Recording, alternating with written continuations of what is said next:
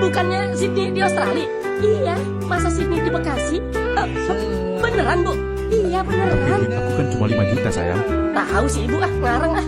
Udah Mas, simpen aja uang kamu buat DP motor. Bulan madu biar aku yang nanggung semua. Tapi sayang, Ibu jangan bercanda deh. Iya Dot, Ibu serius. Ya udah, pokoknya aku ikut, gak mau tahu. Iya kan kata Ibu juga kamu harus ikut. Iya ya Bu.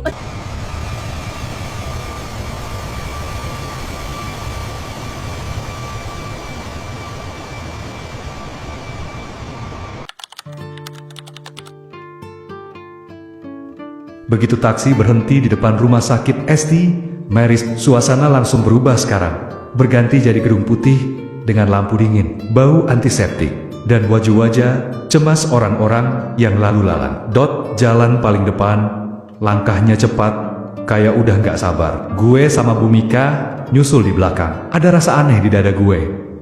Kayak jantung ikut ke bawah ritme langkah dia. Gue tahu ini momen besar buat anak itu. Resepsionis ngecek nama pasien, dan bener, Gea masih terdaftar, lantai 3, ruang perawatan khusus. Dot langsung jalan buru-buru, sampai Bhumika harus manggil, "Nak, pelan-pelan, tunggu." Kita pas sampai depan kamar, pintu kaca transparan setengah buram. Kami bisa lihat sekilas, ada sosok perempuan terbaring, tubuhnya kurus, wajahnya pucat. Infus menempel di tangannya, alat monitor detak jantung berdenting pelan. Gue sempet nahan napas.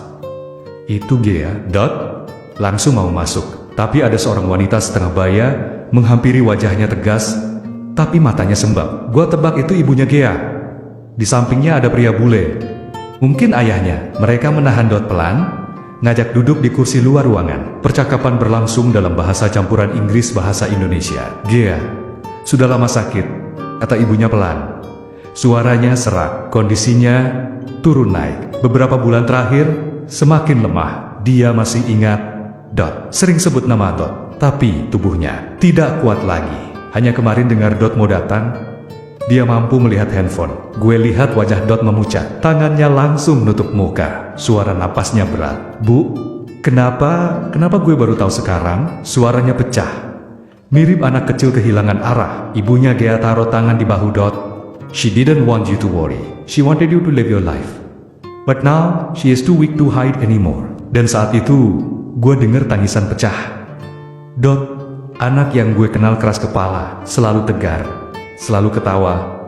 Kalau nongkrong sama gue malam itu, dia jatuh. Suaranya nyaring, serak, nyayat hati. Gue sama Bhumika cuma bisa saling pandang.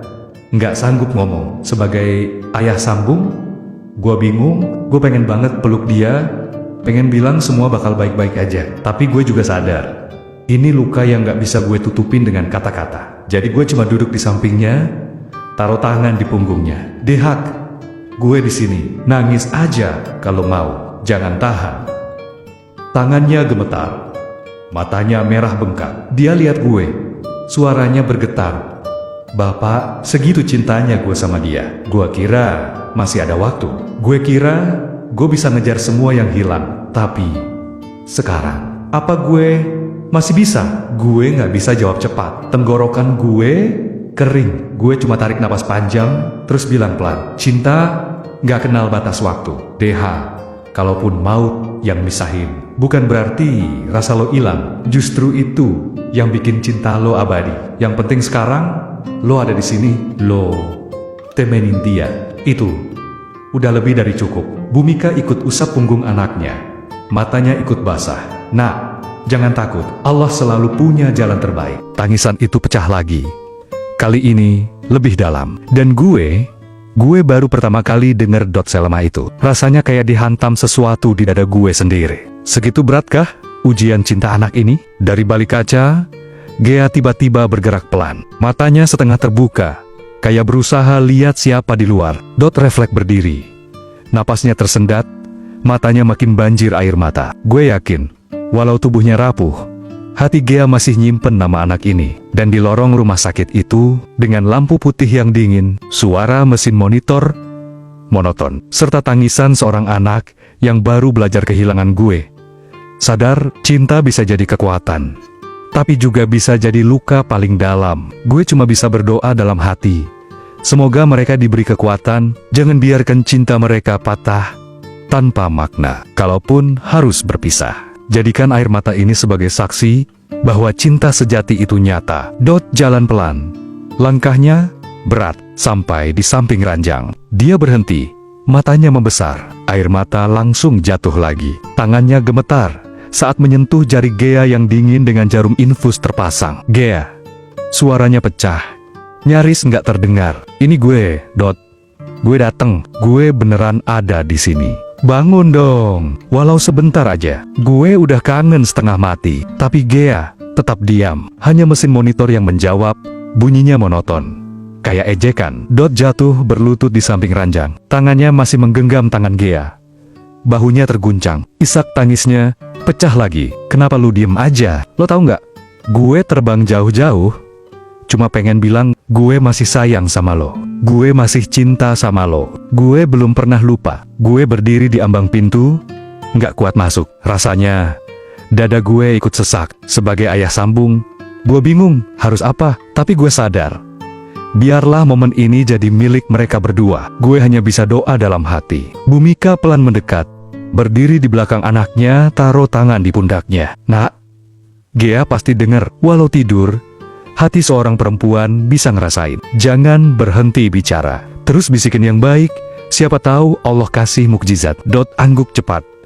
Matanya merah basah. Dia deketin wajahnya ke telinga Gea.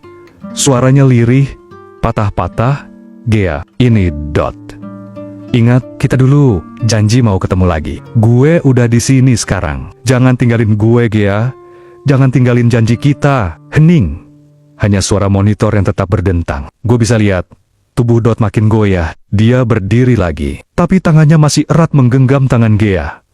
Air matanya netes ke kulit Gea, jatuh satu-satu kayak titik hujan. Bapak, akhirnya dia noleh ke gue. Suara pecah, segitu cintanya gue sama dia. Tapi, kenapa harus gini? Kenapa gue telat? Kenapa harus ketemu dalam keadaan dia kayak gini? Gue maju perlahan, taruh tangan di bahunya. Suara gue pelan, hampir berbisik. Jangan salahin diri lo. Kita nggak pernah bisa atur takdir. Yang bisa lo lakuin sekarang cuma satu, temenin dia.